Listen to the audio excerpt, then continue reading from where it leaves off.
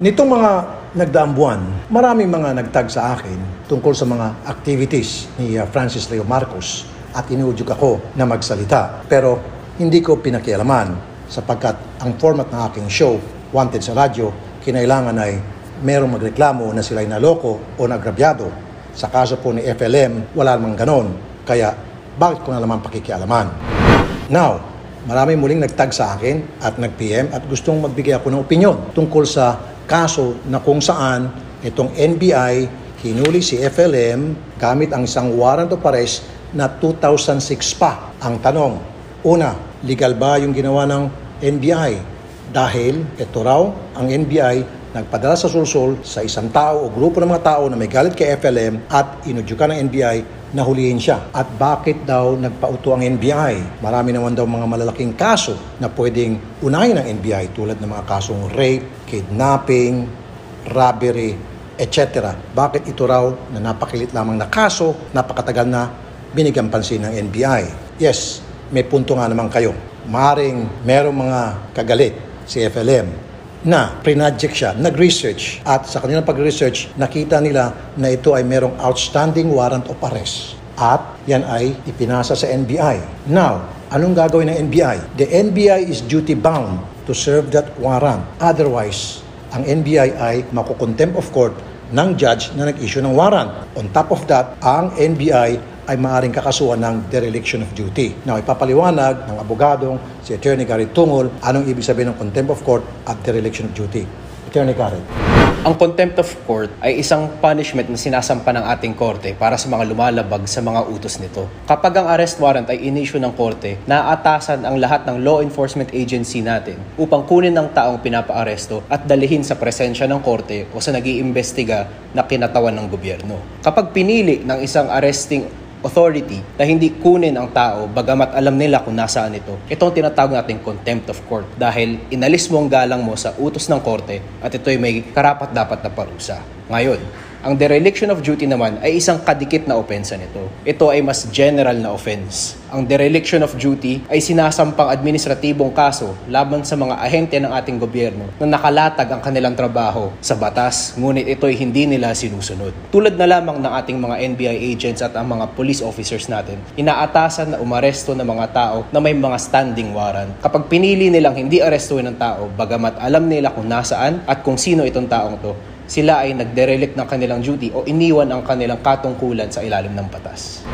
Ang sunod na tanong, kami nga pumunta sa NBI, nagbigay kami ng warrant of arrest para sa isang suspect. Bakit hindi hinanap at hinuli ng NBI?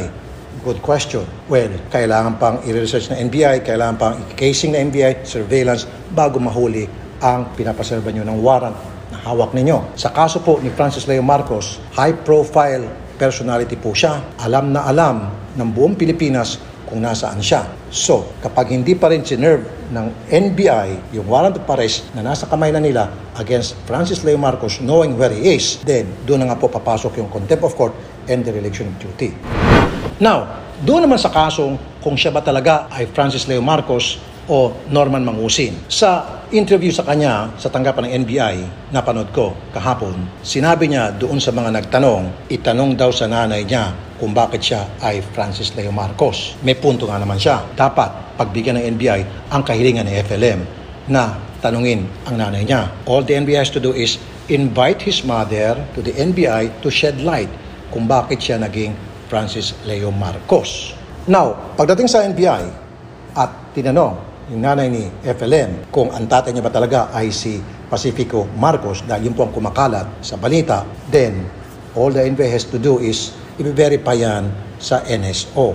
At titingnan ngayon sa birth certificate na ma-obtain nila sa NSO kung talagang nakapirma doon si Pacifico Marcos as the father of Francis Leo during birth. Now, kung nakapirma, i-check yung signature doon sa mga available records sa signature ni Mr. Pacifico Marcos. Now, kung walang signature yan, then invalid po yung paggamit ni Francis Leo ng kanyang pangalan. Now, kung ganon, bakit hindi yan nakita ng Philippine Statistics Authority? Meron pang isang way kung papaano ang isang tao makapalit ng kanyang pangalan ng legal. Yun ay pumunta siya sa korte para i-request sa isang judge na palitan ang kanyang pangalan at yan ay pagbibigyan ng judge kapag meron siyang valid reason. Isa sa mga valid reason dyan ay kung ang kanyang pangalan ay mabaho at naging dahilan na para siya ay palaging tinutukso o binubuli. Example, Peryong Maharot, napakabaho ng pangalan niyan, at gusto niyang maisalin yan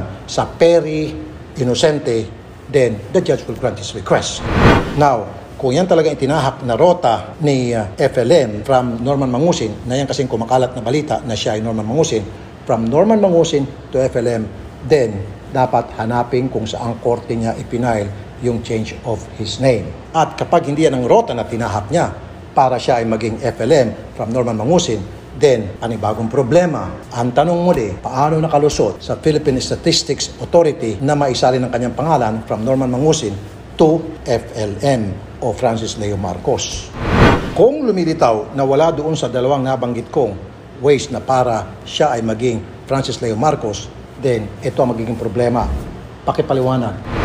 Ayon sa ating revised penal code, pinaparusahan ang hindi paggamit ng iyong totoong pangalan o ang formal na charge ay ang concealment of real name. Tumataas ang penalty ng krimen na ito kapag ang concealment of real name mo ay ginawa upang makatakas sa mga legal na utos ng korte. For example, Person A, inisyuhan ng warrant of arrest under sa pangalan niyang isa, ay gumamit ng pangalan niyang pangalawa upang makaiwas sa execution nito. Tumataas ang penalty. Ngayon naman, kahit hindi ka nagtatago sa batas, mali pa rin na gumamit ng pangalan na iba. Kasama pa rin siya sa prohibition ng concealment of real name. Malaki ang halaga ng totoong pangalan sa ilalim ng batas dahil ito ay ang ating identifying mark at kaya tayong kasuhan at gumawa ng kontrata sa ilalim nito. Kaya tulad ng sabi ni Idol Rafi, kailangan nating dumaan sa korte para mapalitan ito. Pag hindi tayo dumaan doon, delikado. Dumako naman tayo doon sa katanungan ng iba, saan ba nanggaling ang pera ni Francis Leo Marcos? Anong pakialam nyo kung saan galing ang pera niya? Kung siya namimigay ng tulong sa mga nangangailangan, lalo sa mga hirap ng kababayan, so be it. Inggit lang kayo, di ba? On the other hand, meron din punto kayo. Now, alamin din dapat na mga kinangkulan, since the NBI is already handling his case, imbestigahan ng NBI saan ba talaga galing ang kanyang pera. At napakadali po yan na malaman. All the NBI has to do is contact the BIR. Siya ba ay nagbabayad ng tax? Tingnan ang kanyang ITR. Yan ba ay tumutugma yung kanyang binabayad na buwis sa mga idineklara niyang asset na available on records, lalo pat yung mga sinasabi niya. Bilyonaryo ka, then dapat malaking tax ang binabayaran mo sa BIR. Now, failure to do so, then meron kang kaso. Pakipaliwanag mo, Attorney Garrett. Kailangan natin tandaan na under our tax code, lahat ng income ay taxable. Hindi ibig sabihin ng income nito ay kailangan nanggaling sa sweldo o sa business. Kahit ako ay isang taong nakahukay ng treasure sa ilalim o ng gold bars o ng Yamashita's treasure o kahit ano, taxable pa rin ito. Kaya po nandyan ang records natin si BIR. Lahat ng pumasok na income sa atin, whatever source, kailangan pagbabayaran po natin ng buwis. At ito ay isang accurate representation kung magkano nga ba ang kinikita ng isang tao sa mga prosesong legal. Now, walang masamang tumulong, lalo na po sa panahon nito. Kailangan po ng ating mga kabayan, especially yung mga kapuspalad, ng tulong ng ninuman na para sila'y makaraos. Pero dapat, kailangan malaman ng mga taong tumatanggap ng tulong o recipient ng nasabing tulong ang pinagmulan ng tulong na tinatanggap nila. At nasa kanila na yon para mag-decide kung tatanggapin ba o hindi yung tulong na ibinibigay sa kanila, kung yan man ay galing sa masama, halimbawa, or kung hindi man.